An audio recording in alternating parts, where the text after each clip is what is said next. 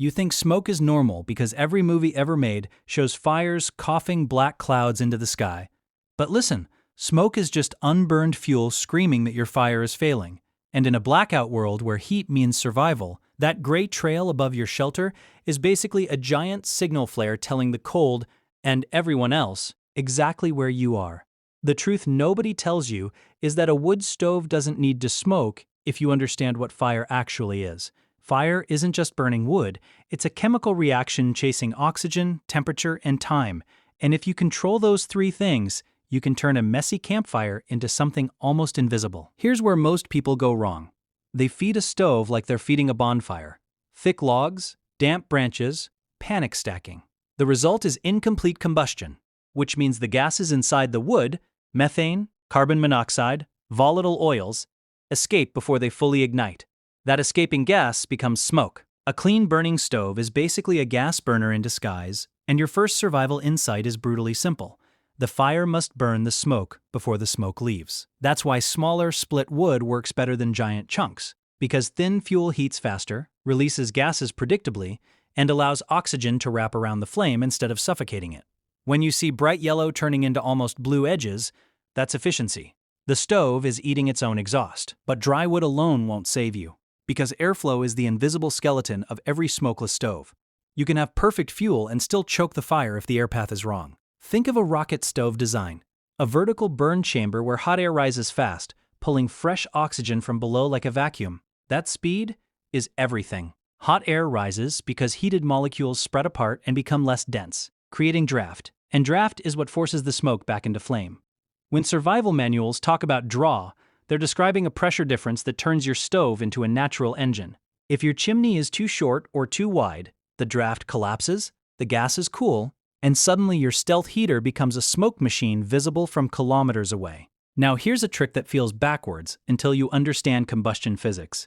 Light your fire from the top, not the bottom. Most people stack wood and ignite underneath, which forces cold logs to release thick smoke that never gets hot enough to burn. A top-down burn flips the process. Flames move downward slowly, preheating the layers below, so when gases release, they ignite instantly instead of drifting away as smoke. It's slower, quieter, and way more controlled, perfect when you don't want attention during a grid collapse. Military field stoves often rely on staged ignition for exactly this reason. It reduces visible signature while maximizing fuel efficiency. And then there's the part nobody wants to hear. Your stove needs a second fire inside the first one.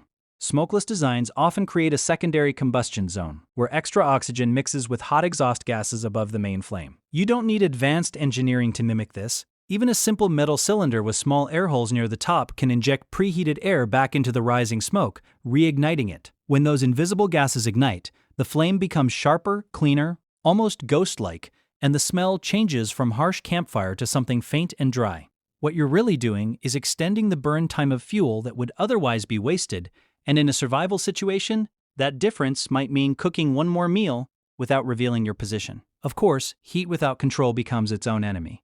A roaring, perfectly clean fire can still betray you through thermal signature or sound, so managing fuel size becomes the next survival layer.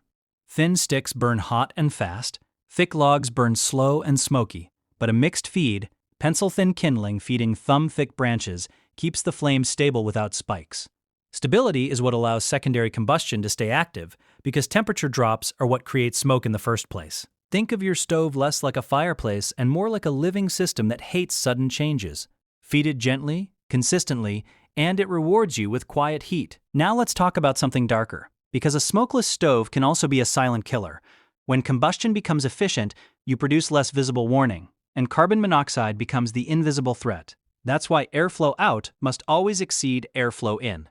Even in a bunker or improvised shelter, you need a proper exhaust path and a small intake opening to replace the oxygen you're consuming. The biology here is ruthless.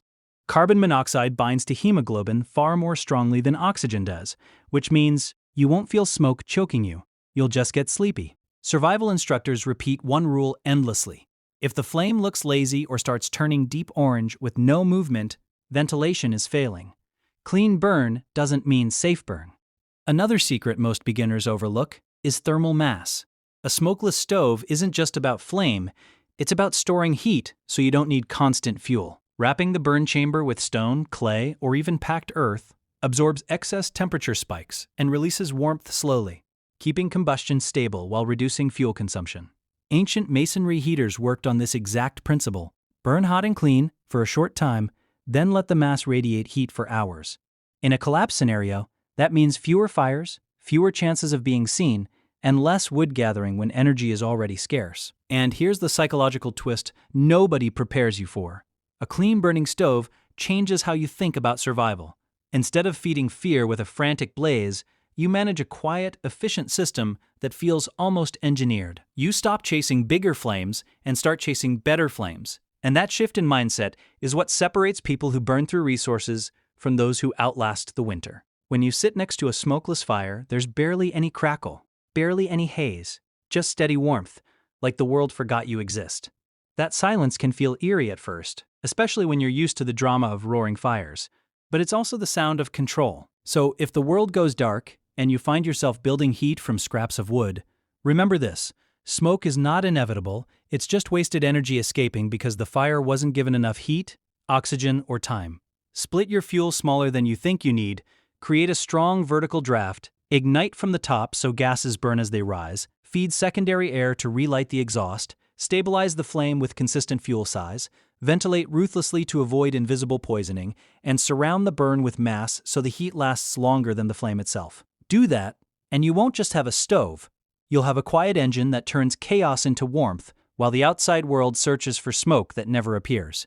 This section is based on practical field survival experience rather than formal academic sources.